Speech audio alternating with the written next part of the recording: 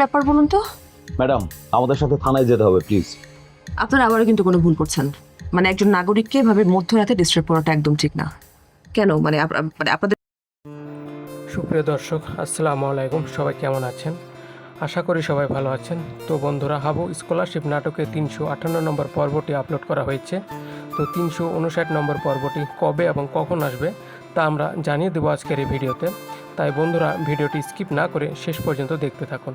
আর যদি আমাদের চ্যানেলটিকে সাবস্ক্রাইব করে না থাকেন তাহলে অবশ্যই আমাদের চ্যানেলটিকে সাবস্ক্রাইব করে রাখবেন, কারণ আমাদের এই চ্যানেলে এরকম নাটকের আপডেটগুলো দিয়ে থাকি। তো বন্ধুরা, আপনারা দেখতে পেয়েছেন যে রাসেল মিথিলাকে কাঞ্চন ভাইয়ের সাথে বিয়ের প্রস্তাব দেয়। সেই কাঞ্চনকে ভাইয়ের একাকিত্ব এবং তার আর্থিক সচ্ছলতার কথা বলে মিথিলাকে বোঝানোর চেষ্টা করে। তবে মিথিলা সামাজিক লোক লজ্জা এবং মৃত স্বামীর স্মৃতি মনে করিয়ে দোটানায় পড়ে। মিথিলা তার মৃত স্বামীর কথা ভেবে আবেগপ্রবণ হয়ে পড়ে যায়। ওদিকে মধ্যরাতে পুলিশ এসে হাবুর স্ত্রী মারজানকে চেয়ারম্যানের পরিবার করা একটি মামলা ওয়ারেন্ট সহ গ্রেপ্তার করে নিয়ে যায়।